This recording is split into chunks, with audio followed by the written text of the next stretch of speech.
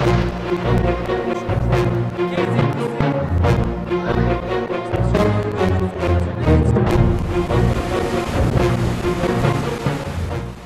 Real Weather Watch is brought to you by DeKalb, all season strong.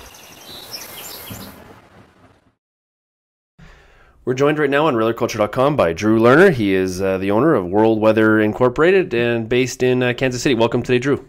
Oh, thank you very much. Drew, let's talk a little bit about the Ontario forecast. Recently, we've kind of moved to a wet and cold, some freezing rain. Has winter officially begun in Ontario, or are we going to continue to have this open fall?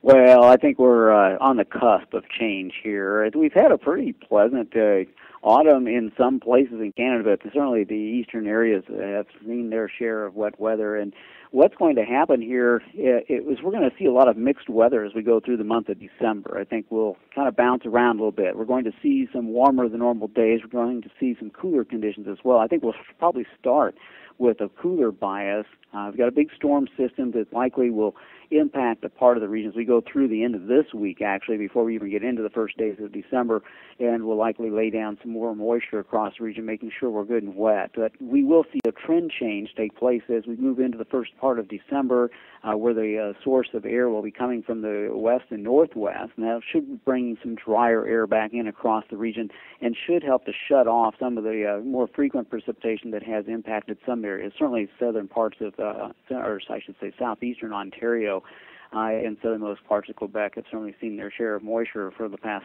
few weeks. Some weeks have certainly been wetter than others, but anyway, it's been a bit of a problem. We will see this drier and somewhat cooler biased environment occur for a little while in early December, but I think later in the month we may switch back again for a little while and go back into a wetter and somewhat warmer weather mode for a bit. And then as we get into January and February, we will see more and more colder and drier conditions occur. So most of Quebec and Ontario both will likely experience a little bit of a colder than usual finish to the winter season. So when you say colder and drier, can we expect less snow accumulation?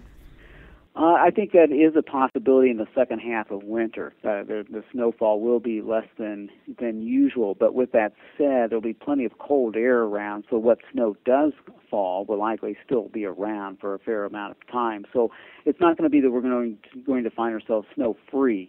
But the amounts of precipitation that fall across the region as we get into the latter part of winter will be somewhat subdued. The first part of winter, and December in particular, we'll probably see our share of storminess, and so we'll get off to a pretty roaring start, but see that precipitation frequency and intensity diminish with time.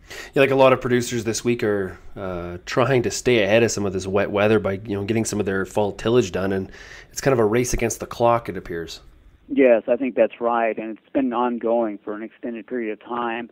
A lot of moisture. It's very typical for a La Nina type weather pattern to produce above average precipitation during the harvest season, and it's always a bit of a struggle to get done with all the field work in this kind of environment.